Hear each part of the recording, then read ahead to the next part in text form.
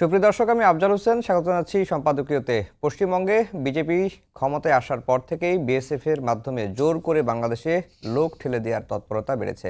সম্প্রতি ৩ সীমান্তে ৬০ জনকে বাংলাদেশে পুশিনের চেষ্টা করেছে বিএসএফ, তবে বিজিবির বাধার মুখে তারা প্রবেশ করতে পারেনি। এই নিয়ে দুই দেশের মধ্যে উত্তেজনা ক্রমেই বাড়ছে।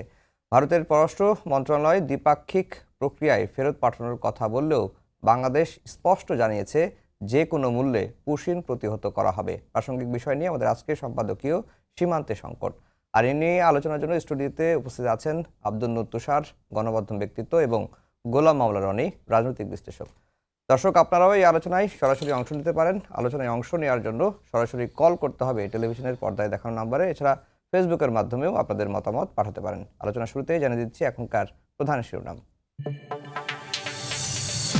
থামছে না ভারতের পুশিন চেষ্টা। ৪ জেলার সীমান্তে শূন্যরেখায় প্রায় ১০০ মানুষ। বিএসএফ এর ঠেলে পাঠানোর তৎপরতা রুখতে কঠোর অবস্থানে বিজিবি। প্রতিরক্ষা সহ বাণিজ্য সম্প্রসারণে একমত বাংলাদেশ তুরস্ক। দুই পররাষ্ট্রমন্ত্রীর বৈঠকে সাংস্কৃতিক সমঝোতা সই। রোহিঙ্গা সংকট সমাধানে ঢাকার পাশে থাকবে আঙ্কারা। দেশে গণতন্ত্র বিরোধী শক্তির উত্থান দেখছেন বিএনপি মহাসচিব। রুখে দিতে সব দলের ঐক্যের ডাক। জনগণ সতর্ক না হলে সংকটের আশঙ্কা।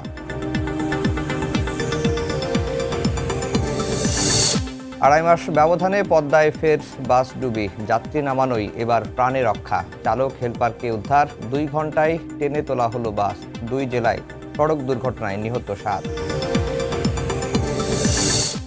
এবং বিশ্বকাপ উন্মাদনায় ভাসছে দেশ। পুরান ঢাকায় আর্জেন্টিনা ও ব্রাজিল সমর্থকদের বর্ণাঢ্য র্যালি। সব খেলা সরাসরি সম্প্রচার করবে সময় টেলিভিশন।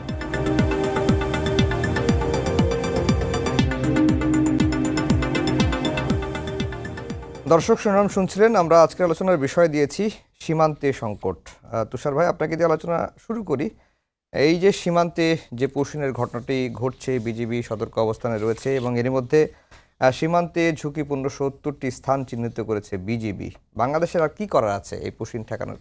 এটাই করার আছে, কারণ বাংলাদেশ প্রথমত তার সীমান্ত রক্ষী যে বাহিনী রয়েছে সেই সীমান্ত রক্ষায় তারা সচেতন থাকবেন এবং যাতে কেউ অন্যায়ভাবে শুধুমাত্র সন্দেহ কিংবা অভিযোগের ভিত্তিতে এইভাবে লোকজনকে পুশিন করে দিতে পারে, এটা যাতে না পারে সেটা তারা করবেন। এটা তারা অত্যন্ত অভিজ্ঞ, দক্ষ। তাদের চোখেরই এইভাবে পুশিন করা কঠিনই হবে বলে আমার ধারণা। তবে এই আচরণটা খুবই অবন্ধুসুলভ এবং এই আচরণটা অন্যায়। আমি মনে করি এই পুরো আচরণের বিপরীতে বাংলাদেশের আন্তর্জাতিক মহলেও একটা মতামত তৈরি করার চেষ্টা করা উচিত। কেননা বাংলাদেশের মতো দেশে এক পাশ দিয়ে রোহিঙ্গারা ঢুকবে, আরেক পাশ দিয়ে ভারতীয়দেরকে ঢুকিয়ে দেওয়া হবে, এইটা তো বাংলাদেশের জন্য আসলে অত্যন্ত দুঃখজনক এবং এক ধরনের মনে করি যে এক ধরনের অ্যাগ্রেসিভ তৎপরতা, আগ্রাসী তৎপরতা, এটা ঠিক হচ্ছে না। এবং ভারতের এই আচরণ আসলে যেটি করবে সেটি হচ্ছে বাংলাদেশে যে ভারত বিরোধী রাজনীতির যে বিষয়টি রয়েছে সেটিকে আরো শক্তিশালী করে তুলবে এবং ভারতের বিরুদ্ধে এক ধরনের অকারণ জনমত তৈরি হবে, যেটা আদতে বৃহৎ প্রতিবেশীর জন্য ভালো না। কেননা সবসময় এটা মনে রাখতে হয় যে মানে বৃহৎ প্রতিবেশীর অন্য পার্শ্ববর্তী দেশগুলির সঙ্গে যে ধরনের সম্পর্ক থাকা উচিত, এই ধরনের আচরণ করলে আসলে সেই সম্পর্ক থাকবে না, এবং না থাকলে আমি মনে করি না যেটা ভারতের জন্য মঙ্গলজনক হবে। একদিকে তারা সুসম্পর্কের বার্তা দিচ্ছে, অন্যদিকে তাদের এই চরিত্র। এর আগে আমরা আলোচনা করলাম, রনি ভাই বলছিলেন যে সীমান্তে কুমির ছেড়ে দেয়া, বিষাক্ত সাপ ছেড়ে দেয়া, এখন আবার পুশিন।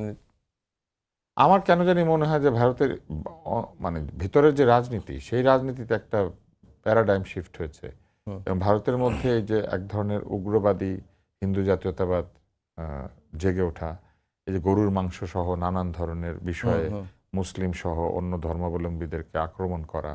গরুর মাংস কিন্তু শুধু মুসলিমরা খায় না, ক্রিশ্চিয়ানরাও খায়। তো এবং অন্যান্য বহু ধর্মাবলম্বী আছে ভারতে, তারাও খান। অনেক হিন্দুরাও গো মাংস ভক্ষণ করে।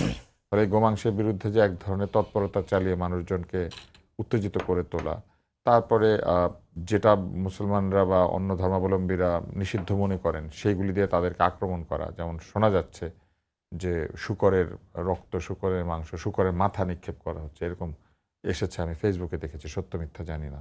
যদি এইগুলি হয় তাহলে ভারতে যারা সংখ্যালঘু তারা নিরাপত্তাহীন বোধ করবেন এটা বোধ করলে তাদের মানে তাদের অভ্যন্তরীণ যে অবস্থা সেটা খুব একটা সুখকর থাকবে না। আমার কাছে কেন জানি মনে হয় রাজনীতিবিদরা তাদের রাজনৈতিক যে আদর্শ, রাজনৈতিক যে উদ্দেশ্য কিংবা রাজনৈতিক লক্ষ্য সেইগুলি দিয়ে মানুষকে আর মুগ্ধ করতে পারছেন না, এবং তাদের নিজস্ব এই দুর্বলতার কারণে তারা মানুষকে তাদের কাজ কর্ম, সততা, নিষ্ঠা কিংবা পরিশ্রম, ত্যাগ দিয়ে মুগ্ধ না করে তারা কতগুলি ধনী, পুঁজিপতি এবং নানান ধরনের গোষ্ঠী স্বার্থ উদ্ধার করার জন্য তাদের অর্থে কিংবা তাদের পক্ষপাতে অথবা তাদের পৃষ্ঠপোষকতায় তারা এমন রাজনীতি তৈরি করছেন যে রাজনীতি আসলে উগ্রতার মধ্যে দিয়ে মানুষকে নিয়ন্ত্রণ করার চেষ্টা করে। কিন্তু এই উগ্র রাজনীতি বেশি দিন টিকে থাকে না, কেননা উগ্র রাজনীতির সবচেয়ে বড় ক্ষতির শিকার নিজেরাই হয় যারা উগ্র থাকেন।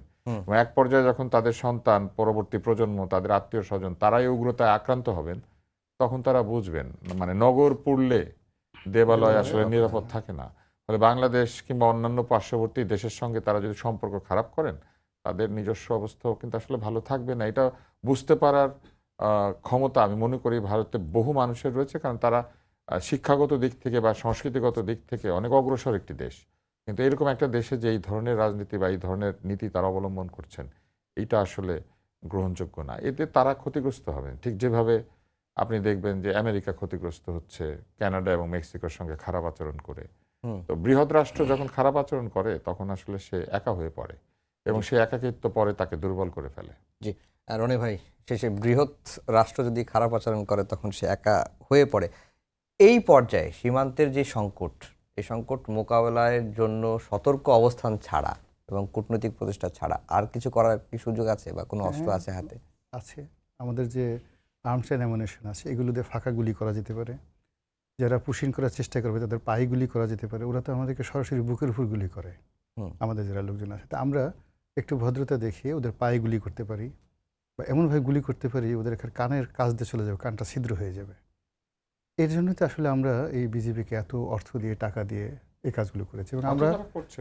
এবং আমরা যে কাজটা করছি আমাদের সীমান্তে, আগে যখন বিডিআর ছিল তারা যে সময়টিতে এরকম যাকে বলা হয় দেশপ্রেম দেখিয়েছে, সাহস দেখিয়েছে, শক্তি দেখিয়েছে, তখন ভারতের যে বিএসএফ তারা সবসময় লেজ গুটিয়ে পালিয়ে গেছে। এবং এটা আজকে নয়, ধরুন ওদের সঙ্গে আমার সেই 1947 থেকে এই সীমান্ত বিরোধ যখনই যেখানে চলেছে, আমরা যখন রুখে দাঁড়িয়েছি আমাদের সঙ্গে আসলে ওরা কখনোই পারে নাই। এগুলো একটা। 2 নম্বর হলো যে এখন ভারত যা কিছুই করছে এটা বর্তমান সরকারের জন্য এটা একটা আশীর্বাদ। আমাদের দেশে একটা সমস্যা আছে, অনেকগুলো সমস্যা এই মুহূর্তে, কিন্তু আমরা এই সমস্যাগুলো থেকে যদি নিজেদেরকে এই মুহূর্তে রক্ষা করার কোনো দিক থেকে রক্ষা করার কোনো ওয়ে নাই, সেক্ষেত্রে সীমান্তের এই উত্তেজনা, সেই উত্তেজনায় আমাদের সেনাবাহিনী, আমাদের বিজিবি, আমাদের সরকার এরা ভারতের বিরুদ্ধে যত সফলতা দেখাবে, যত যাকে বলা হয় বীরত্ব দেখাবে, মুহূর্তের মধ্যে আমাদের জনগণ কারোর পেটে ভাত নেই, বিদ্যুতের দাম বেড়ে গেল, গ্যাসের দাম বেড়ে গেল, বা গ্রামে আজকে 7 দিন যাবত কারেন্ট নেই কোথাও, এগুলো মানুষ চিন্তাই করবেন না। আমাদের বিজেপি যে ওখানে ভারতের লোকজনকে আচ্ছা মতো মানে একটা পিটুনি দিয়েছে, পিটুনি দিয়ে যে ওদেরকে তাড়িয়ে দিতে পেরেছে, এটা বাংলার জনগণ নাচতে থাকবে। এবং তারেক রহমান সাহেব যিনি আছেন বর্তমান প্রধানমন্ত্রী বলবে যে না, বহু বছর পরে আমরা এটা ইস্যু ডাইভার্সন না, এটা মানুষের দৃষ্টিভঙ্গি ভিন্ন। মূলত এটা আমার কাছে যেটা ভারত যে কারণেই করুক না কেন, আলটিমেটলি আমি দ্বিতীয় পার্টে আর একটা আলোচনা করব, অনেক সময় একটা ন্যাচারাল জাস্টিস আছে। মানে আপনার ইচ্ছার বিরুদ্ধে অনেক ঘটনা ঘটে প্রকৃতিগতভাবে। কখনো কতগুলো টার্মস আছে, যেমন আমরা বলি না silver jubilee, golden jubilee, diamond jubilee, 25 বছর, 50 বছর, 100 বছর। আবার বলি আমরা 1000 বছরের শ্রেষ্ঠ বাঙালি। এই 1000 বছর, প্রত্যেকটা এই সময়টার মধ্যে সার্কেল, অর্থাৎ 25, 50, 100 বছর আর 1000 বছর, গ্রহ নক্ষত্র পরিবর্তিত হয়ে যায়, কক্ষপথে কিছু ঘটনা ঘটে, প্রকৃতিতে পৃথিবীতে ঘটনা ঘটে, মহাকাশে ঘটনা ঘটে, জমিনে কিছু ঘটনা ঘটে। এবং এটা আমাদের এই উপমহাদেশে কী ঘটেছে, এই আপনার সাথে উনি যখন আলোচনা করছিল তখন আমার মাথায় এলো। তো প্রথম পার্টে যেটা বলে নিই সেটা হলো যে আমার যতটুকু আমি জানি যে দিল্লির সঙ্গে ডক্টর মোহাম্মদ ইউনূসের সম্পর্ক ভালো ছিল না। আচ্ছা, তারেক রহমান সাহেবের সাথে আমরা শুনেছিলাম ভালো সম্পর্ক আছে, কিন্তু এখন ভাবসাব দেখে মনে হচ্ছে একেবারেই ভালো সম্পর্ক নয়। কিন্তু ইউনূস সাহেবকে কোঅপারেশন না করার কারণে সেই সরকারের পতন হয়েছে, বিকজ এর কোনো পলিটিক্যাল উইংস ছিল না। কিন্তু বিএনপি একটা বড় দল, তার একটা অনেক পলিটিক্যাল উইংস রয়েছে।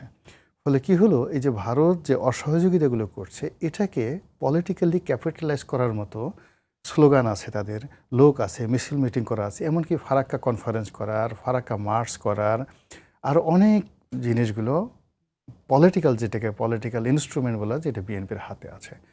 ফলে এই যে ভারত সীমান্তে শুভেন্দু যা কিছু করছে, আসামে যা কিছু হচ্ছে, ত্রিপুরাতে যা কিছু হচ্ছে, মণিপুরে যা হচ্ছে, পুরো জিনিসটি আসলে এই বর্তমান সরকারকে শক্তিশালী করবে এবং আওয়ামী লীগের কপাল পোড়াবে। আওয়ামী লীগের কপাল পোড়াবে এই কারণে, যখনই এরকম ঘটনাগুলো ঘটবে তখনই সবাই বলবে যে দেখো আমাদের এই তারেক রহমান সরকার কত বীর, এখন ভারতের লোকজন আর এদিকে চোখ তুলে তাকাতে পারে না। আর আওয়ামী লীগ যেমন তার কী ছিল, এ তো সীমান্ত খালি করে দিয়েছে, অমুক ফেলানি হত্যাকাণ্ড হয়েছে, অমুক হয়েছে, অমুক হয়েছে, কুমার আমল ডাজ নট। ওই দেখা গেলো খালেদা জিয়ার আমলে যে ঘটনাগুলো হয়েছে ওইগুলো সবাই বললো যেগুলো শেখ হাসিনার জামানাত হয়েছে, এই বাংলাদেশ দিয়ে দিয়েছিল, রেল দিয়ে দিয়েছিল, বাংলাদেশ এসে যেখানে সেখানে সেনাবাহিনীর অফিসে বসে থাকতো, সেখানে তাদের অফিস ছিল। আর এখন তারেক রহমান সাহেব দেখো কী যে অবস্থা, তারা নিয়ে গান হবে, কবিতা হবে, জারি সারি হবে, আপনি দেখবেন যে মানুষের পেটে যে ভাত নাই কিন্তু তার আনন্দে লাফাচ্ছে। এই কাজটা দিল্লি এবং কলকাতা বুঝে হোক না বুঝে হোক তারা এই কাজটা করছে, গেল এক। 2 নম্বরে যেটা আমি বলছিলাম যে ওই যে আগে প্রথম বললাম যে আমাদের সিলভার জুবলি, গোল্ডেন জুবলি, হ্যাঁ, প্লাটিনাম জুবলি, এগুলো থাকে। তো 1926, এটা 2026, আজ থেকে 100 বছর আগে কি হয়েছিল? আমাদের টোটাল এশিয়ার মধ্যে সবচেয়ে বড় সাম্প্রদায়িক দাঙ্গাটা হয়েছিল 1926 সনে। সেটা কোথায়? এই কলকাতাতে। এবং দেখুন এখন পশ্চিমবঙ্গের যে রাজনীতি, তার সঙ্গে আসাম, ত্রিপুরা এবং আমাদের এই বাংলাদেশ, সব মিলিয়ে এই সাম্প্রদায়িক যে দাঙ্গাটা, যেটা আমাদের তুষার ভাই বললেন, এই দাঙ্গাটা তৈরি করার জন্য যে পক্ষগুলো কাজ করছে, আর্টিফিশিয়াল ইন্টেলিজেন্স কাজ করছে, ব্রেন কাজ করছে, একটা যুদ্ধ হয়ে গেছে সিপাহী বিপ্লবের কারণে। এই কারণ হলো যে বন্দুকের কার্তুজ, সেই কার্তুজের মধ্যে বলা হলো শুয়োরের চর্বি আছে আর গরুর চর্বি আছে, এটা মুখ দিয়ে কামড় দিয়ে খুলতে হবে। এজন্য এই সিপাহী বিপ্লব হয়ে গেল ইংরেজদের বিরুদ্ধে, এবং যার কারণে ইস্ট ইন্ডিয়া কোম্পানিকে এই দেশ থেকে চলে যেতে হলো। ঠিক সেম প্রবলেম মানে যাকে বলে আরও ওয়াইডার রেঞ্জে, আরও বিধ্বংসী রূপে আমাদের এই সময়টাতে চলে আসছে। হিন্দু মুসলিমের যে দাঙ্গাটা, আপনার এখানে যা, তার চেয়ে বাংলাদেশে আমরা খুব রাজার হালে আছি, কিচ্ছু নাই আমাদের চেয়ে। কিন্তু পশ্চিমবঙ্গে যে ঘটনাটা ঘটেছে সেখানে মানে 1926 সনের তুলনায় 2026 সনে আরও বেশি উত্তপ্ত হয়ে আছে। এবং ভারতের মুসলমানরা 35 কোটি মুসলমান এখন ভারতে। এই 35 কোটি মুসলমানদের সাথে বাংলাদেশের যদি 18 কোটি মুসলমানের মধ্যে অন্ততপক্ষে 16 কোটি মুসলমান ধরেন, ওদিকে পাকিস্তানে যদি ধরেন আরও 22 কোটি পার্শ্ববর্তী, আরও শ্রীলঙ্কা, নেপাল, অন্যান্য দেশে মিলিয়ে এই যে বিশাল জনগোষ্ঠী, একটু সাম্প্রদায়িক দাঙ্গা শুরু হওয়ার সঙ্গে সঙ্গে সম্মিলিত শক্তি কি করবে, এই পশ্চিমবঙ্গ, আসাম, ত্রিপুরাকে ভারত থেকে আলাদা করে ফেলবে।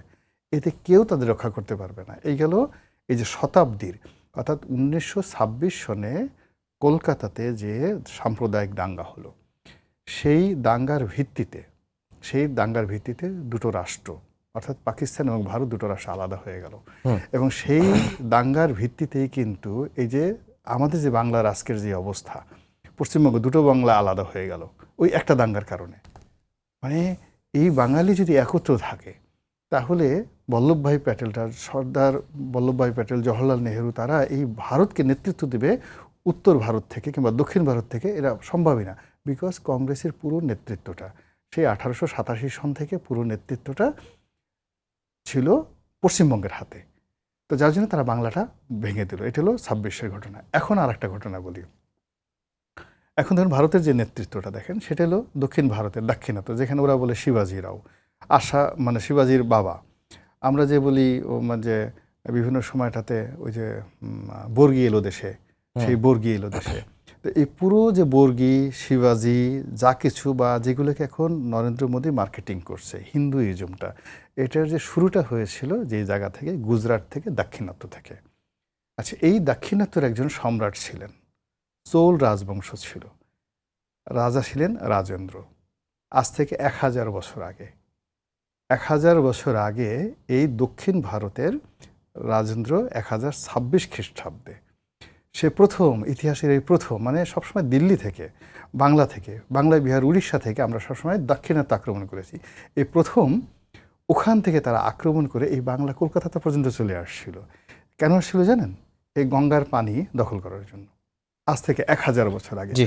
ফলে আপনি দেখেন এই যে গ্রহণ নক্ষত্র 2026 সনকে ভারতের সামগ্রিক রাজনীতিতে ভারতকে টুকরো টুকরো করে দেওয়ার ক্ষেত্রে, ভারতের উত্তর ভারতের রাজনীতি, দক্ষিণ ভারতের রাজনীতি, বাংলা, বিহার, উড়িষ্যার রাজনীতি, পশ্চিমবঙ্গ, পূর্ববঙ্গ, এই যে একটা আমাদের 1000 বছরের যে কৃষ্টি এবং কালচার, এটাকে এরকম একটা সমীকরণে নিয়ে আসছে। পান থেকে চুন খসলে সঙ্গে সঙ্গে প্লেট আলাদা হয়ে যাবে। আপনি জানেন তো একটা সময় মহাসাগরীয় প্লেটে অস্ট্রেলিয়া আমাদের সাথে ছিল, এই ভারতের সাথে কিন্তু অস্ট্রেলিয়া ছিল। তো এরকম একটা ভূমিকম্প হলো, আলাদা হয়ে সে জি, অস্ট্রেলিয়া দূরে রনি দূরে ভাই। সরে গেল। তো এই এখন এই 2026 সালে ঠিক সেম ঘটনা ঘটার অবস্থা তৈরি হয়েছে। যার জন্য ভারত সরকারকে আমি বলবো যাকে বলে মাথা ঠান্ডা রাখার জন্য, কারণ ইতিহাস বারবার শুধু একই ঘটনা ঘটে। জি, তুষার ভাই, মিডিয়া আসলে ভূমিকা কি এই যে সীমান্তে সংকট? আমরা দেখলাম যে আমাদের মিডিয়া আমরা বলছি যে বিএসএফ এর গুলিতে বাংলাদেশে নিহত, ভারতের মিডিয়া বলছে যে গুলিতে অনুপ্রবেশকারী নিহত, কখনো কখনো সন্দেহভাজন পথচারী নিহত।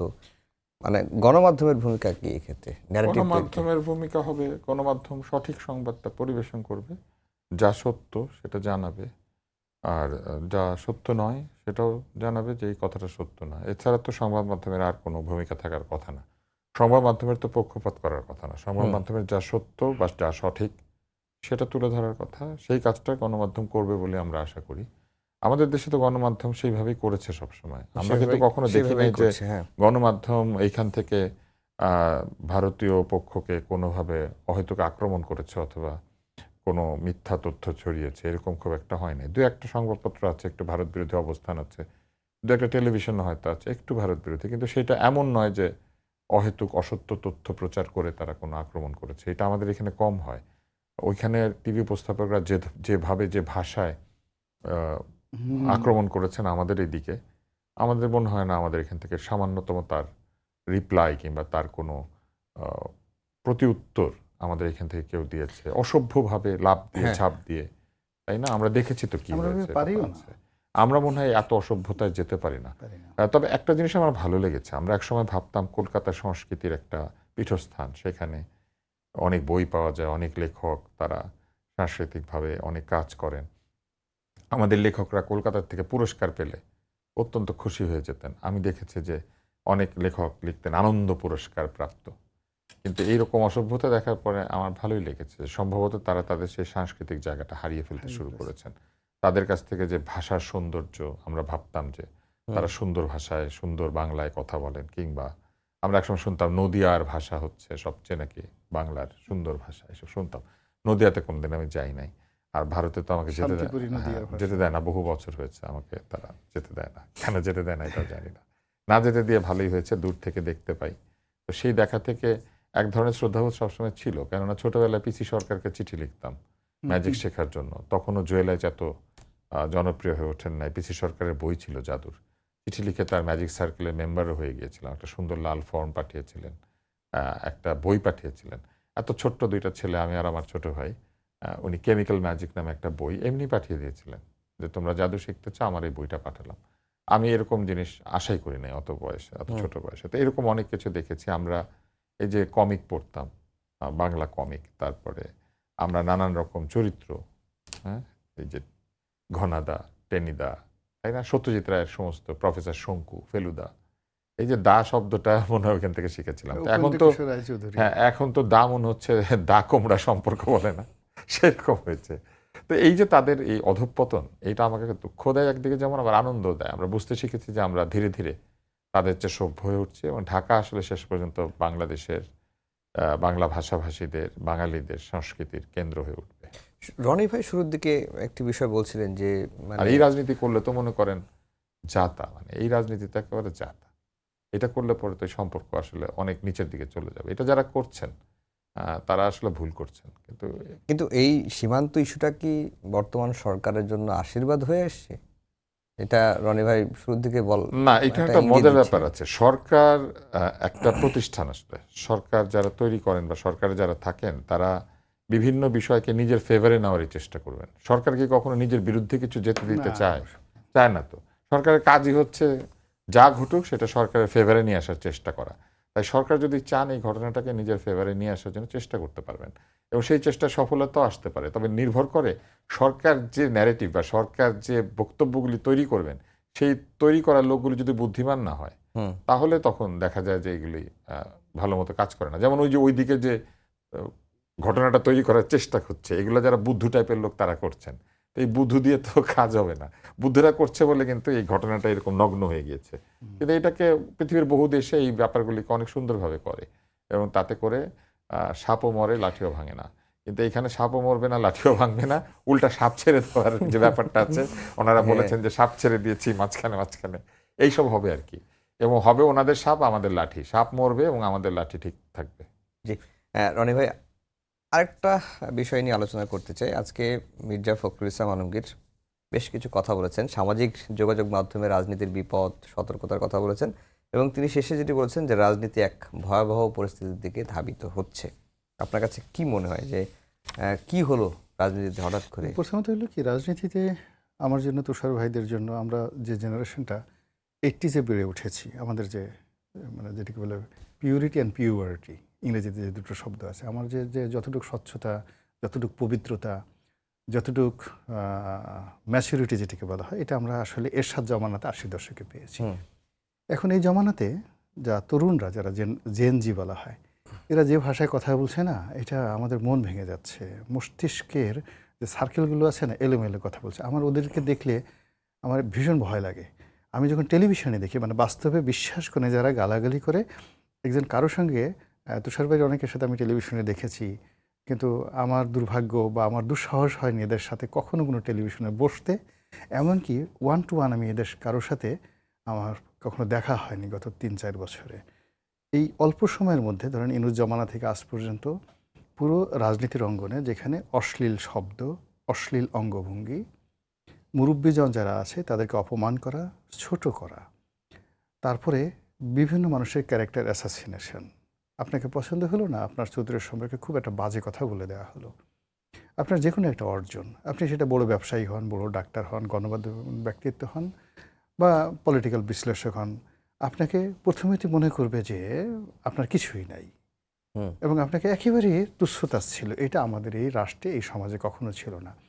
তো রাজনীতি হলো মানুষের যে আচরণ রয়েছে, যত আচরণ রয়েছে, আমরা প্রেম করি, আমরা অর্থনৈতিক কর্মকাণ্ড করি, আমরা খাই, ঘুমাই, বিনোদন, আহার, বিহার, এরকম মানুষের যে হিউম্যান বিহেভিয়ার রয়েছে, এই বিহেভিয়ার একদম এক্সট্রিম পর্যায়ে, সেটা হলো লিডারশিপ কোয়ালিটি এবং সেটা হলো রাজনীতি। লিডারশিপ কোয়ালিটিটি নিয়ন্ত্রিত হয় রাজনীতি দিয়ে। তো সেই রাজনীতিতে যখন মানে আপনার বেডরুম ঢুকে যাচ্ছে, রাজনীতিতে যখন আপনার বর্জ্য ঢুকে যাচ্ছে, রাজনীতিতে যখন আপনার অন্ধকার ঢুকে যাচ্ছে, এমন সব শব্দ, যে শব্দগুলো আপনি একাও নিজে নিজে উচ্চারণ করেন না, নিজে নিজে একা আপনার লজ্জা লাগে শব্দগুলো উচ্চারণ করতে, যে বিষয়গুলো আপনি জানেন, দিস দ্য সাম রিলেশন, সাম ঘটনা, সেগুলো জানেন, কিন্তু সেগুলো যখন পাবলিকলি সবার সামনে বলছে, তখন যারা মির্জা ফখরুল সাহেবের মতো সিনিয়র মানুষ আছেন, তারা সঙ্গত করেন এর মধ্যে অশনির সংকেত দেখতে পাবেন। বিকজ এই জেনারেশনটা তো আলটিমেটলি তারাই তো আমাদের নেতৃত্ব দেবে। আমরা কতদিন আর আছি? আমরা যে বসে আমরা হাইয়েস্ট আর 5 বছর 10 বছর হয়তো অ্যাক্টিভ থাকতে পারবো, কিন্তু যে জেনারেশন এই জাতিকে নেতৃত্ব দেবে, এখন তারা তো গালাগাল করছে, তারা মানুষকে অসম্মান করছে, তারা কৃতজ্ঞ না, গ্রেটফুল না, তারা আনগ্রেটফুল, তারা নতুন ইতিহাস রচনা করতে চাচ্ছে, তারা কোনো বিষয় পড়ছে না, তারা এআইয়ের দ্বারা, মানে এআই হলো কি, ধরুন আপনি একজন মুক্তিযুদ্ধ বিরোধী শক্তি, এআই আপনাকে রিড করবে, এআই রিড করে আপনার কাছে সেই তথ্যগুলো এনে দেবে যে মুক্তিযুদ্ধ বিরোধী রাজাকার আলবদর হলে পৃথিবীর কোন কোন দেশে এই রাজাকারি করে কারা কত সফল হয়েছে, আর এই রাজাকারগিরি করে, আলবদরগিরি করে কিভাবে ভেস্তে যাওয়া যায়, এই তথ্যগুলো আপনাকে আর্টিফিশিয়াল ইন্টেলিজেন্স দিয়ে দেবে। এখান থেকে বাঁচার জন্য আপনাকে কি করতে হবে? সেই 2500 বছর আগে আপনাকে সোলনের বই পড়তে হবে, দ্য বুক অফ সোলন, আপনাকে হিরোডোটাসের বই পড়তে হবে, আপনাকে প্লেটো বই পড়তে হবে। কিন্তু এই জেনারেশন বলবে, আরে আমি 2500 বছর আগে, 3000 বছর আগের এই বই পড়বো কেন? কিংবা ধরুন মিশরে একজন ফারাও ছিল, শিহুয়ানটি নামে একজন বাদশাহ ছিল, বা ধরুন রোমান একজন সম্রাট ছিলেন, মার্কাস অর্লিয়াস, তো সেই বইগুলো রাজনীতি করতে হলে কেন আমাকে পড়তে হবে? ও তো অনেক আগে। নেপোলিয়নের কোড অফ নেপোলিয়ন আমাকে কেন পড়তে হবে? জুলিয়াস সিজারের কোড অফ জুলিয়াস সিজার কেন পড়তে হবে? আমাদের কিন্তু এখন এআই আছে। আজকের যুগে বসে আমি এখন মহাকাশের কথা চিন্তা করব। এই যে তাদের মধ্যে যে আমাদের একটা চিন্তা, এর কারণ হলো যে এই চিন্তার ফলে আমরা যারা একটু প্রবীণ আছি, আমরা চিন্তা করি যে এই পৃথিবীটা শেপ নিয়েছে আজকের জায়গাতে যদি চিন্তা করেন প্রায় 1,00,000 বছর মানব জাতির ইতিহাস। আপনি যেভাবেই বলেন না কেন, কঙ্কাল যে পর্যন্ত আবিষ্কৃত হয়েছে, শুধুমাত্র রাজনীতির যে ইতিহাস, লিখিত ইতিহাস পাওয়া যায় 10,000 বছর। 10,000 বছর ধরে রাজ্য, রাজা, রাজধানী সারা পৃথিবীতে আছে। বিশ্বাস করেন, রাজনীতি সবসময়ই ম্যানুয়াল চলেছে। আর্টিফিশিয়াল ইন্টেলিজেন্স দিয়ে কখনো রাজনীতি চলেনি। আজকের আমরা যে টেকনোলজি, এই টেকনোলজি এখনো পর্যন্ত আমার পাশে উনি একজন খুব এমিনেন্ট, মানে প্র্যাকটিশনার ডাক্তার না হলেও ডাক্তারি বিদ্যা সম্পর্কে মানে মুখ অনেকদিন প্র্যাকটিস করেছি, লোকে জানে না। ওই তো বলছি, হ্যাঁ বলছি, কিন্তু ডাক্তারি বিদ্যা সম্পর্কে টেলিভিশনে এসে বলার জন্য বাংলাদেশে তার মতো ডাক্তার নাই। তো আমি যেটা বলছি দুটো জিনিস বলি। ধরুন, আজ থেকে মুসা নবীর জমানাতে মেডিকেল সায়েন্স, মিশরে যে মেডিকেল সায়েন্স ছিল, সেই আধুনিক মেডিকেল সায়েন্স এখন ওই পর্যায়ে যেতে পারেনি, এখনও আবিষ্কার করতে পারেনি যে 3,000 বছর ধরে একটা লাশ উন্মুক্ত অবস্থায় অক্ষত রাখে কী করে, মমি কী করে তৈরি করা হয়। এখনও পর্যন্ত ফিজিক্স আবিষ্কার করতে পারে না যে মিশরের পিরামিড কিভাবে তৈরি করা হলো। তাহলে এই যে জিনিসগুলো, তখন চিন্তা করেন যখন পিরামিড তৈরি হয়েছে বা যখন ফারাওরা তাদের লাশ মমি করা হতো, ঠিক সেই সময়টাতে টেকনোলজি, বিজ্ঞান বা আর্টিফিশিয়াল ইন্টেলিজেন্স আজকের চেয়ে বেশি ছিল না। আপনি কি করে বুঝলেন? কিন্তু তখনের যে রাজনীতি, এখনকার যে রাজনীতি যারা ভালো করছে, তখনও ঠিক এরকমই রাজনীতি ছিল, যুদ্ধশী অবস্থাতে ছিল। গণতন্ত্র বিরোধী শক্তির উত্থান দেখছেন কিনা? হ্যাঁ, গণতন্ত্র বিরোধী শক্তির উত্থান হয়ে গেছে। গণতন্ত্র বলতে যে জিনিসটি বোঝায় সেটি হলো জনমানুষের, আমি এই যে মানে শুরুতে ওনার সাথে আসার মাঝকে আপনার অনুষ্ঠানে আমি দুটো শব্দ শিখে নিয়ে আসছি। একটা হলো কম্প্যাশনেট, আর একজন লোকের নাম হলো ফ্র্যাঙ্কলিন ডি রুজভেল্ট। আমেরিকাতে জানেন 2বারের বেশি রাজা হতে পারে না, প্রেসিডেন্ট হতে পারে না। কিন্তু এই ভদ্রলোক 3বার তাকে প্রেসিডেন্ট হতে হয়েছিল। পোলিও রোগীতে তার একটা পা নষ্ট হয়ে গেছিল, পঙ্গু ছিলেন। আমেরিকার সবচেয়ে বিপদের সময়টিতে তিনি আমেরিকার নেতৃত্ব দিয়েছেন। প্রথম মহাযুদ্ধের পরে আমেরিকাতে যখন গ্রেট ডিপ্রেশন হলো, পুরো আমেরিকা দেউলিয়া হয়ে গেল, তিনি দেউলিয়া থেকে রক্ষা করেন। আর দ্বিতীয় বিশ্বযুদ্ধের সময়টাতে স্ট্যালিন, উইনস্টন চার্চিল এবং ফ্র্যাঙ্কলিন ডি রুজভেল্ট, এদের যে এই যে অক্ষশক্তি তারা গড়ে তুললেন, পুরো ইতিহাস চেঞ্জ করে দিল, কোর্স অফ অ্যাকশন। তারপর উনি বিজয় দেখে যেতে পারেনি, মারা গেছেন। তাকে বলা হয় মোস্ট কম্প্যাশনেট পলিটিশিয়ান। এখন এই কম্প্যাশনেট অর্থটা কি? অর্থটা হলো যে রাজনীতিবিদ যখন মানুষের প্রতি সহানুভূতিশীল হৃদয় হয়, সে যখন বুঝতে পারে যে মাস পিপলের হৃদয় কি চাচ্ছে, কি কারণে তাদের মানে কান্না হচ্ছে, কেন তাদের রক্তক্ষরণ হচ্ছে, যখন পলিটিশিয়ানরা সেই জিনিসটা বুঝতে পারেন, বোঝার পরে ওই যে জনগণের প্রতি সহানুভূতি দেখানোর জন্য, জনগণের রক্তক্ষরণ বন্ধ করার জন্যে তারা অনেক সময় খুব কঠিন সিদ্ধান্ত নেয়, মারাত্মক কঠিন সিদ্ধান্ত নেয়। এবং এইভাবে তারা জীবনে সফল হয়েছে। এই যে ফ্র্যাঙ্কলিন ডি রুজভেল্ট এবং আমাদের দক্ষিণ পূর্ব এশিয়াতে দুজন মানুষ, ডক্টর মাহাতির মোহাম্মদ এবং সিঙ্গাপুরের লি কুয়ান। এখন আমাদের এই যে সমাজটা এমন একটা জায়গাতে চলে গেছে, মির্জা ফখরুল সাহেবের কথা মতো, গণতন্ত্র, সুশাসন, ন্যায় বিচার, এই পুরো জিনিসটি এখন ডিকশনারিতে চলে গেছে। এই কথাগুলো কারোর সাথে উচ্চারণ করা যাচ্ছে না। যেখানে এখন আপনি চিন্তা করেন যে নেতা হিসেবে রাজনৈতিক প্রেক্ষাপটে যাদেরকে আমাদের সামনে বসানো হচ্ছে, তাদেরকে আমাদের নেতা বলে মনে হচ্ছে না। তারা যে কথাগুলো বলছে, তাদের কথাগুলো আমাদের কাছে মানে মনে হচ্ছে না it should B a political space আসছে, অথচ আমরা তাদেরকে ভয় পাচ্ছি। আমাদের মনের ভিতরে মানে হৃদয় মানে যাকে হরণ হচ্ছে, রক্তক্ষরণ হচ্ছে। আর এটাকে সহানুভূতি জানার জন্য যে পলিটিক্যাল নেতৃত্ব দরকার, যে আমাকে আশ্রয় দেবে, প্রশ্রয় দেবে, 18 কোটি মানুষের বেদনাকে ধারণ করবে, এরকম কোনো রাজনৈতিক নেতৃবৃন্দ এখনো পর্যন্ত আমরা চোখের সামনে দেখছি না। আমরা একেবারে শেষের দিকে চলে আসছি আস্তে আস্তে। তুষার ভাই, তাহলে কি রাজনীতি কঠিন হয়ে যাচ্ছে? যেটি মির্জা ফখরুল আরেকটা কথা বলেছেন যে সামাজিক যোগাযোগ মাধ্যম রাজনীতির জন্য বিপদ। না, সামাজিক যোগাযোগ মাধ্যম রাজনীতির জন্য বিপদ না। সামাজিক যোগাযোগ মাধ্যম বুঝতে না পারা এবং নিয়ন্ত্রণ করতে না পারা, এটা হচ্ছে রাজনীতিবিদদের ব্যর্থতা। রাজনীতিবিদরা নিজেরাই সামাজিক যোগাযোগ মাধ্যমকে কলুষিত করার ক্ষেত্রে একটা ভূমিকা রেখেছিলেন। তারা বট বাহিনী তৈরি করেছেন, এটাকে তৈরি করেছি আমার, আপনার, রনি সাহেবের, রনি ভাইয়ের আছে বট বাহিনী, তাদের আছে, তাদের বিভিন্ন দলের পেইড লোকজন আছে। রাজনৈতিকভাবে যাকে তারা উত্তর দিতে পারেন না, তাদেরকে গালিগালাজ করানোর জন্য যে 1 টাকা করে ব্যয় করা হয়, এরকম একটা রিপোর্ট একটা গালি 1 টাকা, একটা গালি নাকি 1 টাকা দাম। মানে চিন্তা করেন, মানে জিনিসটা কুৎসিত এবং তার মূল্য মনে করেন এত নিম্ন। হ্যাঁ, কিন্তু সেইটার বিনিময়ে লোকজন 1 টাকার জন্য গালি দেয়। তো এই জায়গাতে যে চলে গিয়েছে সামাজিক মাধ্যম, এটাকে আমরা নিয়েছি, এটাকে আমরা নিয়েছি, সাধারণ জনগণ নিয়েছে। তারা কিছু লোককে তাদের বেকারত্ব, হতাশা কিংবা তাদের অন্ধত্বের সুযোগ নিয়ে তাদেরকে এরকম কাজে নিয়োজিত করেছেন। তো সামাজিক মাধ্যমে কলুষিত করলো কে? ডেসপিকেবল গালিগালাজ কে করে, তাই না? কারা করে? তো এটা বন্ধ করতে হবে না? তো এটা বললেই খালি হবে যে সামাজিক মাধ্যম রাজনীতির জন্য বিপদ? মোটেও না। রাজনীতি সামাজিক মাধ্যমের জন্য বিপদ হয়ে দেখা দিচ্ছে। একটা আইন খালি করুক না যে সামাজিক মাধ্যমে কোনো বাংলাদেশি রাজনৈতিক পোস্ট করবে না, শুধু এইটা করে দিক। রাজনীতি করার জন্য মাঠ আছে না? রাজনীতি করবে মাঠে, রাজনীতি করে যে গসিপ করা, আজে বাজে কথাবার্তা বলা। আজকে আমি সামাজিক মাধ্যমে একটি ভিডিও দেখেছি, কোন একটি এলাকাতে লোকজন জড়ো করে একজন মাদক ব্যবসায়ীকে প্রহার করা হচ্ছে নির্মমভাবে, এবং সেই নির্মমতার চিত্র লাইভ করা হচ্ছে। কেন আইন শৃঙ্খলা বাহিনী সেখানে যায় নাই যখন লাইভ হচ্ছে? ওই এলাকাতে পুলিশ নাই, ওই এলাকাতে আইন শৃঙ্খলা বাহিনী নাই। এই কাজটা কেন হলো? হতে দেওয়া হলো কেন? এই কাজটা কেন এইভাবে টেলিভাইজড হলো? এক মিনিট, আজকে প্রথম আলোর রিপোর্টটা দেখেন, গত মাসেও সবচেয়ে বেশি মানে মবের কারণে মৃত্যু হয়েছে। এবং এই কাণ্ডটা যে ঘটানো হচ্ছে, কেউ গিয়ে বাধা দিল না কেন? তাহলে এই যে কুৎসিত নির্মম বিষয়টা, আইন নিজের হাতে তুলে নেওয়ার যে বিষয়টা, এটা যে শেখানো হচ্ছে লোকজনকে, এটার জন্য কোনো ব্যবস্থা নাই বাংলাদেশে। সেটা কোথায়?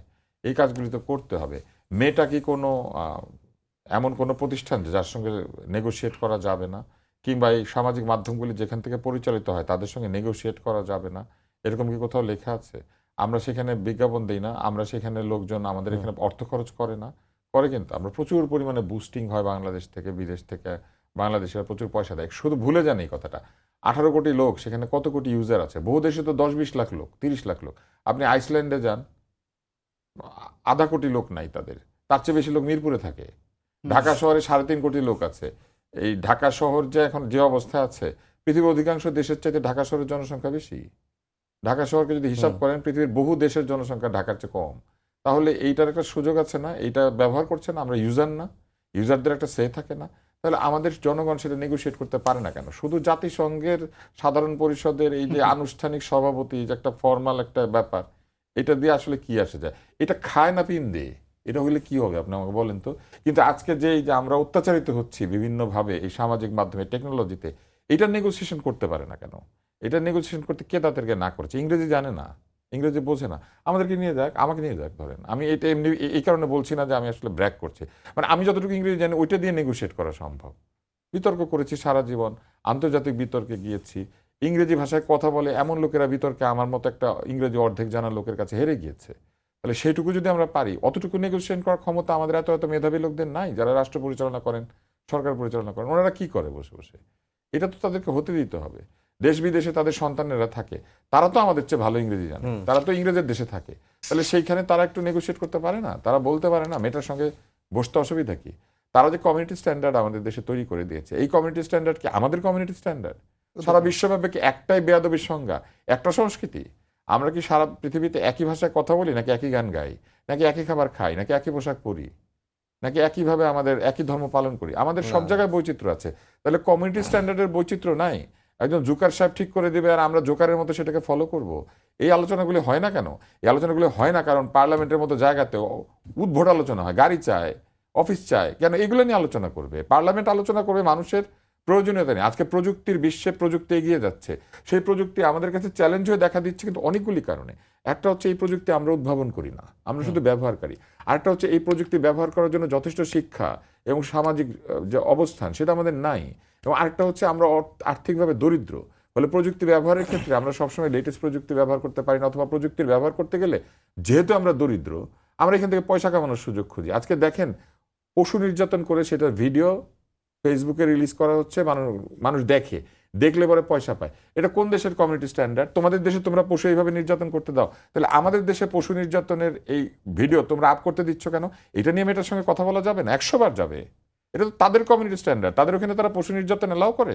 আজকে দেখেন একটা প্রস্তাব এসেছে ইউএসএ থেকে যে আমরা নাকি জোর করে শ্রমিকদেরকে খাটাই, আমরা নাকি জোরপূর্বক শ্রম আদায় করি, সেই কারণে আমাদেরকে আরো ট্যাক্স বসাবে। বাংলাদেশ নাকি অনেক সীমা লঙ্ঘন করেছে, মানে অনেক কিছু নিয়ম টিয়ম মানে নাই। আরে বাংলাদেশ সীমা লঙ্ঘন করেছে, তোমরা এটা বুঝো, জোর করে আমরা এটা খাটাই, তো এটার জন্য তোমরা এত অস্থির হয়ে গেছো। আর এই যে পশু নির্যাতন, মানুষ নির্যাতনের ছবি তোমরা আপ করতে দিচ্ছ, এটা তোমাদের কমিউনিটি স্ট্যান্ডার্ড আছে? আজকে যে প্রহারের চিত্র আপ হয়েছে, এইটা কি ওখানে থাকতে পারে?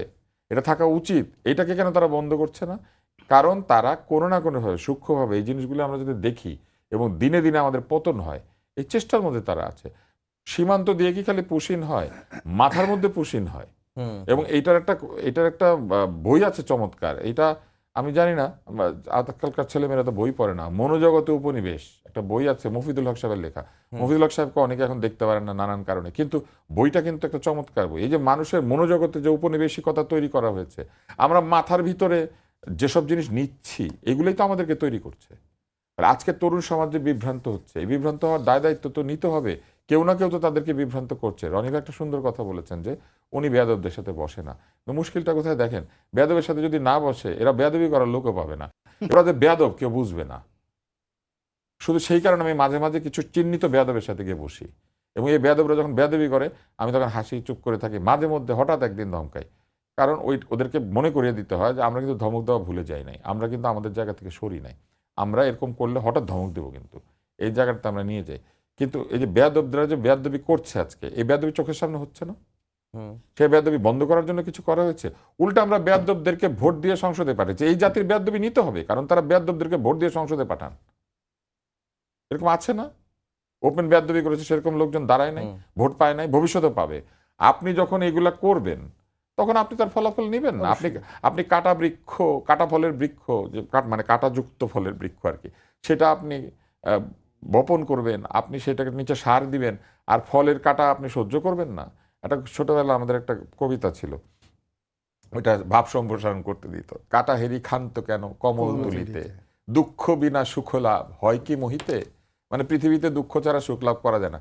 যেসব কাটা ফল বানিয়েছেন, যেসব বাপ মায়েরা এসব বেয়াদব ছেলে মেয়েকে জন্ম দিয়েছেন, এখন আপনাদের ছেলে মেয়েদের বেয়াদবি চোখের সামনে দেখেন, আনন্দ পাচ্ছেন না? শুধু ইবাদত করলেই হবে? এই পৃথিবীটাকে সুন্দর করার জন্য মানুষ সৃষ্টি করা হয়েছে। এই পৃথিবীটাকে আরো পরিবর্তিত করার ক্ষমতা মানুষকে দেওয়া হয়েছে। বাঘ কি সুন্দরবন ছেড়ে বের হয়ে এসেছে নগর তৈরি করতে? উল্টা নগর গিয়ে সুন্দরবনের উপর চেপে বসেছে। ফলে বাঘের জীবন বদলায় নাই গত 100-200 বছরে। আমাদের জীবন বদলের কারণে বাঘ বিপন্ন হয়েছে। আমরা এই পৃথিবীটাকে ধ্বংস করি, আমরা এই পৃথিবীটাকে সুন্দর করে গড়ে তুলি। যে ফারাওরা পিরামিড তৈরি করেছেন, সেই ফারাওরা অত্যাচারের কারণে হারিয়ে গেছেন, পিরামিড টিকে আছে। অতএব বুঝতে পারার দরকার যে ফারাও যখন এরকম স্থাপনা তৈরি করে, তখন ফারাও আসলে অমর হয় না, বরং ওই স্থাপনা তৈরি করেছেন যে স্থপতি, যে বিজ্ঞান, যে জ্ঞানী ব্যক্তি, তার স্থাপনাটা অমর হয়েছে, তার জন্য এটা টিকে আছে। বাদশাহ শাহজাহানের জন্য তাজমহল তৈরি হয়েছে, উনি পয়সা দিয়েছেন তাই। কিন্তু তাজমহল যে নির্মাণ করেছে, তার নির্মাণ শৈলীর কারণে তাজমহল টিকে গিয়েছে। ঠিক একইভাবে ইমহোটেপের কারণে এই পিরামিডের নকশা এটা টিকে গিয়েছে। কিন্তু ফারাওদের লাশ তুলে ফেলেছে লোকজন। এই যে এত সংরক্ষণ করে কি লাভ হয়েছে? এই মামিগুলো এখন কোথায়? কোনোটা ব্রিটিশ মিউজিয়ামে, কোনোটা লুভ মিউজিয়ামে, এগুলোকে তুলে তুলে লোকে খোঁচায় খাঁচা পরীক্ষা করে, নাহলে দেখতে যায় পয়সা দিয়ে। ওনারা হয়ে গেছেন সার্কাসের প্রাণীর মতো এই ফারাওরা, কিন্তু ওনাদের টিকে আছে। আজকের যুগের ফারাওরাও কিন্তু একই কাজ করে। 110 তলা বিল্ডিং বানায়, 115 তলা বিল্ডিং বানায়। তারা উচ্চ ভবনের প্রতিযোগিতা করে, লম্বা সেতুর প্রতিযোগিতা করে, টানেলের প্রতিযোগিতা করে, রেলের প্রতিযোগিতা করে, নানান ধরনের এরকম নির্মাণ কাজের প্রতিযোগিতা আগের মতোই ফারাওদের মতোই করে। কিন্তু শেষ পর্যন্ত এই ভবন টিকে থাকবে। কিন্তু এই ভবনের সঙ্গে অত্যাচারের ইতিহাস লেখা থাকবে, দুর্নীতির ইতিহাস লেখা থাকবে, চুরির ইতিহাস লেখা থাকবে, সাধারণ মানুষকে নির্যাতন করার ইতিহাস লেখা থাকবে, এই বেয়াদবির ইতিহাসও লেখা থাকবে, এই বিশ্বাসঘাতকতার ইতিহাস লেখা থাকবে, এবং একজন নোবেল বিজয়ী যে কি করে বাংলাদেশকে বিক্রি করে দিতে পারেন সেই ইতিহাসও লেখা থাকবে। ফলে গ্রামীণ ব্যাংক টিকে থাকবে, গ্রামীণের ভবন টিকে থাকবে, এই সমস্ত কিছু টিকে থাকবে। কিন্তু তার সঙ্গে একটা ইতিহাস নির্মিত হবে, যে ইতিহাসে 100 বছর পরে, 1000 বছর পরে ঘৃণিত ব্যক্তিরা উঠে আসবেন। এই অন্যায় সমাজের যে কোনো সময় যেই করুক না কেন, সাদ্দাত একটা বেহেশত বানিয়েছিল, সেই বেহেশতে প্রবেশ করতে পারে নাই। ফারাও পিরামিড বানিয়েছে, পিরামিড আছে, ওইটার মধ্যে মামি নাই। ঠিক একই অবস্থায় এই ভবন এই সব কিছু টিকে থাকবে, কিন্তু এই নির্যাতনকারী ব্যক্তি, ডিপ স্টেট তৈরি করা ব্যক্তি, মানুষের অধিকার লঙ্ঘন করা ব্যক্তি, মানুষকে নির্যাতন করা ব্যক্তি, ক্ষমতায় এসে নিজের জন্য সুবিধা নেওয়ার ব্যক্তি, এরা কিন্তু ইতিহাসে গৃহীত হবেন। ফলে রাজনীতিবিদদেরকে মনে রাখতে হবে প্রযুক্তি শত্রু না, ফেসবুক শত্রু না। ফেসবুকের মধ্যে যাদেরকে ঢুকিয়ে দিয়েছেন, যেসব কাজ করাচ্ছেন, এগুলি বন্ধ করার ক্ষমতা আপনাদেরকে দিয়েছেন আল্লাহ তাআলা। আপনারা ভোটে জিতেছেন, আমরা তো ভোটে দাঁড়াইতে পারি না, আমাদের টাকা নাই, পয়সা নাই, দল নাই, আমাদের পিছন পিছন বট নাই, আমাদের বাহিনী নাই, আমাদেরকে কিচ্ছু নাই। আমাদের শুধু আছে কি, আমাদের আছে শুধু নাগরিক হিসেবে এতটুকু কথা বলার স্বাধীনতা, সেটাও তো কেড়ে নেওয়া হয়েছিল। জি। তাহলে আজকের বাংলাদেশে আমি স্বনির্বন্ধ অনুরোধ জানাতে চাই, যে যখনই সরকারে আসেন না কেন, দয়া করে 18-20 কোটি মানুষের কথা যদি তারা একটু মনে রাখেন, তারা যেন মনে রাখেন যে বহু বাবা বহু মা এই ব্যাংকে টাকা রেখেছিল, ইসলামী ব্যাংক নিয়ে টানাটানি করছে না, কিন্তু ওখানকার আমানতদারদের স্বার্থ নিয়ে একটা কথা হয় না, এই টাকা তারা কবে ফেরত পাবে এটা বলে না, ব্যাংকে কখন নিয়ে যাবে এটা নিয়ে কথা হয়। ব্যাংকের চেয়ারম্যান বদল হয়, এটা বদল হয়। এই যে আর্থিক প্রতিষ্ঠানগুলিতে লোকজন বসিয়ে দেওয়া হচ্ছে, তারা লুটপাট করছেন কিনা সেটা তদারকি আছে, যা আছে সেটাও তো বেতন হিসেবে তুলে নিয়ে যাচ্ছেন। জি। ফলে এইগুলা যদি ঠিক না করেন তাইলে আসলে হবে না কিছু। রনি ভাই, আইভি রহমানের জামিনের পরে আওয়ামী লীগের পুনরুত্থান বা আওয়ামী লীগের ফেরা নিয়ে আবার আলোচনা হচ্ছে। অনেকেই বলছেন যে আসলে আওয়ামী লীগের পুনরুত্থান তারা অনেকেই অসম্ভব বলে মনে হচ্ছে। আপনার কাছে কি মনে হয়? বা আজকে একটা কলাম দেখলাম প্রথম আলোতে যে আওয়ামী লীগ কি আসলে ফিরতে চায় কিনা? হ্যাঁ, প্রথম আলো যা লিখবে আওয়ামী লীগের পক্ষে লিখলে আওয়ামী লীগের বিপক্ষে যাবে, আওয়ামী লীগের বিপক্ষে লিখলে ওইটা আওয়ামী লীগের পক্ষে যাবে। আমি যেটা প্র্যাকটিক্যালি যেটা বলি, যেমন ধরেন আইভি, তিনি একটা সময় আওয়ামী লীগের সাথে প্রতিযোগিতা করে বিএনপির সাপোর্ট নিয়ে ওই নারায়ণগঞ্জের মাটিতে তিনি টিকে আছেন এবং মেয়র হয়েছেন, এবং তাকে জিতিয়ে নেওয়ার জন্য বিএনপি তার সবচাইতে পরীক্ষিত যে কয়জন নেতা আছেন বাংলাদেশে, তার মধ্যে একজন হলেন তৈমুর আলম খন্দকার, তাকে আত্মাহুতি দিয়েছে। আবার পরবর্তীতে আইভি উনি কী করলেন, শামীম ওসমানের মতো লোকের সাথে সেই পুরোটা সময় ফাইট করে আওয়ামী লীগ জমানাতে উনি মানে বিএনপির উপর যত জুলুম অত্যাচার হয়েছে আইভি তার চেয়ে কোনো অংশে কম হয়নি। তো আইভি একটা সংগ্রামী নাম, যে নামটা তিনি এবং তার বাবা কনসিস্টু, মানে আপনি যদি তাকে এটা সীমাবদ্ধ করতে চান তাহলে নারায়ণগঞ্জের মধ্যে সীমাবদ্ধ। মানে সে কখনোই নিজেকে একটা ন্যাশনাল ফিগার বা জাতীয় রাজনীতিতে নেতৃত্ব দিবেন ওইভাবে নিজেকে কখনো প্রস্তুত করেন না, আর তার কোনো ডিমান্ডও নেই, আর দলের হাইকমান্ডের সাথে তার ওইরকম কোনো সম্পর্ক নেই। ফলে আইবির গ্রেপ্তার হওয়াটা এটা ইউনূস সরকারের একটা ভুল সিদ্ধান্ত ছিল। এটা খুবই মন্দ কাজ হয়েছে, বিকজ তিনি আওয়ামী লীগের ওইরকম মানে মানে একেবারে ডেডিকেটেড শামীম ওসমানদের মতো নন। Ivy different. আবার এখন যে তিনি ছাড়া পেয়েছেন, তিনি তাকে যদি সারা বাংলাদেশেও ঘুরতে বলা হয়, তিনি সারা বাংলাদেশ যাবেন না, তিনি তার কর্মকাণ্ড নারায়ণগঞ্জের মধ্যে সীমাবদ্ধ রাখবেন, এবং তিনি আগামীতে যে মেয়র নির্বাচন হবে নারায়ণগঞ্জে সেখানে স্বতন্ত্র হোক যেভাবে হোক, তার টার্গেট হলো ওখানকার মেয়র হওয়া। কিন্তু তিনি আওয়ামী লীগের সেক্রেটারি হবেন, আওয়ামী লীগের প্রেসিডেন্ট মেম্বার হবেন, সারা বাংলাদেশকে আওয়ামী লীগে সংগঠিত করবেন, এটা আমার কাছে মনে হচ্ছে না। বিকজ আমরা সমসাময়িক, আইভি আমরা সমসাময়িক বলে আমরা জানি। আরও অনেক রিফাইন্ড আওয়ামী লীগের কথা বলা হয়, অনেক কথা বলা হয়। মানে আওয়ামী লীগের যে রাজনীতি, ট্রেডিশনাল যে রাজনীতি, যারা দলকে নেতৃত্ব দিতে পারে তারা সবাই এক্সাইলে আছে, মানে দেশের বাইরে আছে। আর দেশের মধ্যে যারা আছেন তারা ন্যাশনাল পলিটিক্স করতে পারে, পুরো জাতিকে নেতৃত্ব দিতে পারে, এরকম লোক জেলেও একজন নেই, জেলের বাইরেও নেই। তো সেই দিক থেকে আপনি যদি নতুন নেতৃত্ব গড়ে না উঠে, সেক্ষেত্রে আওয়ামী লীগের এটাকে দলটা গুছানো, এটা যদি বিএনপি খুব বড় দুর্ঘটনা না পড়ে, দৈবাৎ কোনো ঘটনা না ঘটে, একটা শূন্যতা তৈরি না হয়, তাহলে স্বাভাবিক যে পলিটিক্যাল ম্যাথমেটিক্স আছে সেই ম্যাথমেটিক্সে আওয়ামী লীগের ফিরে আসাটা দুরূহ ব্যাপার, কঠিন বিষয়। এটা হলো স্থানীয়ভাবে অর্গানাইজ। 2 নম্বর হলো যে অন এক্সাইলে যে সমস্ত বড় বড় নেতারা চলে গেছেন, মোরালেস সবার বিরুদ্ধেই দুর্নীতির অভিযোগ আছে, অনিয়মের অভিযোগ আছে। তারা যাওয়ার সময় যে দীর্ঘদিন পালিয়ে যাওয়ার কারণে তাদের অনেক বদনাম হয়েছে, তাদের বাড়িঘর নষ্ট হয়েছে, এবং তাদের মনোজগতে ভীষণ রকম যাকে বলে একটা ধ্বংস, যে এটাকে বলে একটা বোমা নিক্ষেপ হয়েছে তাদের মেরুদণ্ডের উপরে। ফলে সেই মানুষগুলো অন এক্সাইল থেকে ফিরে এসে বাংলাদেশের নেতৃত্বে প্রতিষ্ঠিত হয়ে আবার ক্ষমতা আরোহণ করবেন, এটা আমার কাছে মনে হচ্ছে এটা খুব সহজ একটা বিষয় নয়। এখানে শুধুমাত্র শেখ হাসিনার বিষয়টা আলাদা, বিকজ তিনি গেছেন রাজকীয়ভাবে, রাজার মতো করে হেলিকপ্টারে করে তাকে প্রথমে বিমান ঘাঁটিতে নেওয়া হয়েছে, তারপরে সামরিক বিমানে করে তাকে সীমান্ত পাড়ি দেওয়া হয়েছে, তারপর ওখান থেকে আবার ভারতীয় সামরিক বিমানে চড়ে তাকে আবার সেই সামরিক মহড়া জি, দিয়ে রনি ভাই, শেষ দিল্লির করি আমরা। এয়ারপোর্টে নেওয়া হয়েছে। আর এখন তিনি রাজকীয় মেহমান রূপে দিল্লিতে আছেন, ফলে তার মেরুদণ্ডে কোনো সমস্যা হয়নি, তার ব্যক্তিতে কোনো সমস্যা। বাকি যারা কলকাতাতে আছেন, ইংল্যান্ডে আছেন, তারা সবাই কিন্তু মোরলেস একেবারে মাটির সঙ্গে মিশে গেছেন। তাহলে আওয়ামী লীগের পুনর্জীবন বা ফিরে আসাটা কেবলমাত্র শেখ হাসিনা রিলেটেড হতে পারে, এবং সেটা ভারতের সরাসরি হস্তক্ষেপ ছাড়া একটা একেবারে পলিটিক্যাল হয়ে উনি মানে বাংলাদেশে হুট করে ঢুকে পড়বেন, তারপরে এরকম একটা কিছু হবে, এটা আমার যে ক্ষুদ্র বুদ্ধি এটা অসম্ভব মনে হচ্ছে। তুষার ভাই, শেখ হাসিনা রিলেটেড এবং ভারতের সরাসরি হস্তক্ষেপ, ফিরে আসাটা রাজনৈতিকভাবে যদি আওয়ামী লীগ ফিরতে চায়, তাদের যদি ইচ্ছা থাকে, তাহলে এই সিদ্ধান্তটা রাজনৈতিকভাবে তাদের হতে হবে, তাদেরকে মানুষের মন জয় করতে হবে। ভারতের হস্তক্ষেপে ফিরে আসলে তো সেই ঘটনাটাই ঘটবে, যেই অভিযোগটা তাদের তাদের বিরুদ্ধে আছে, যে তারা আধিপত্যবাদের লেজুর, এই অভিযোগটা তাদের বিরুদ্ধে আছে না। তারা তাদের নিজেদের বিরুদ্ধে যে কমপ্লেইনগুলি আছে, যে অভিযোগগুলি আছে, নিন্দাগুলি আছে, সেগুলি বিরুদ্ধে কাজ করার কথা। তাদের কাছে তাদের বই ছিল না, বঙ্গবন্ধু শেখ মুজিবের লেখা বই কিন্তু তাদের কাছে ছিল, তারা নিজেরা সেটা প্রকাশ করেছে। সেই বইয়ের মধ্যে যা লেখা আছে একটা তো তারা শোনে নাই। আপনি কাউকে পিতা ডাকবেন কিন্তু পিতার কথা শুনবেন না, তাহলে পিতা ডেকে লাভ কি? তো তাদেরকে তারা চিন্তা করতে হবে যে তারা আসলে কি করেছেন। এই 17 বছরের ইতিহাস আর কেউ না জানুক, তারা নিজেরা তো জানেন। এখন এই 17 বছরে তারা কি করেছেন বলেন তো? তাদের এই রেখে যাওয়া কাণ্ড কারখানার মানে দায় এখনো বহন করতে হচ্ছে। এই যে ব্যাংকগুলি যে লুট হয়েছে, কারা করেছে? তাদের পৃষ্ঠপোষকতা হয়েছে না? এটা সরকারের চোখের সামনে বাংলাদেশ ব্যাংকের তদারকিতে লুট হয়েছে না? দাম বাড়লো, হ্যাঁ, তাই না? এই লুটপাট তো তারা করতে দিয়েছেন। তাহলে মানুষের টাকা লুট করতে দিয়েছেন, নিজেরা সেই লুটপাটে অংশ নিয়েছেন। আজকে যে তাদের নেতারা বিভিন্ন দেশে গিয়ে যে আছেন, এই খরচ কে বহন করে? বড় বড় নেতারা কোন শহরে থাকেন, কোন দেশে থাকেন আমরা জানি না। সিঙ্গাপুর, দুবাই কিংবা আমেরিকাতে কারা আছেন লোকে জানে না? জানে কিন্তু সব। এটা বলে না, কিংবা এই যে ধরেন সামাজিক মাধ্যম, সেখানে এসে গালি যত দেয়, সেটা না করে তো বরং আমি মনে করি রাজনৈতিক দলগুলোর উচিত কে কোথায় আছে এইটা সেখানে দেওয়া, যে এই দেখেন কি করে সকালে। একটা আমি দেখেছিলাম, একজন বিদেশের এটিএম থেকে ফরফর করে টাকা বের করছেন।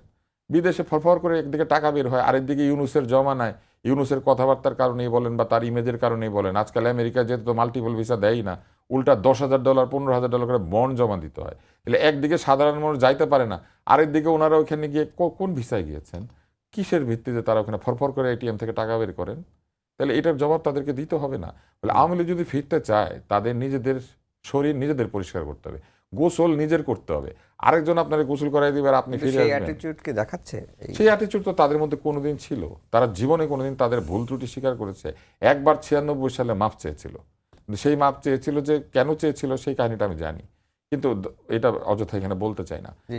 হ্যাঁ, আমি তখন একদম ছোট্ট ছেলে, কোনোদিন আপনার ওই এরকম কোনো অনুষ্ঠানের সময় পেলে ওই স্মৃতিটা আমি মানে স্মৃতিচারণ আমি করতে চাই।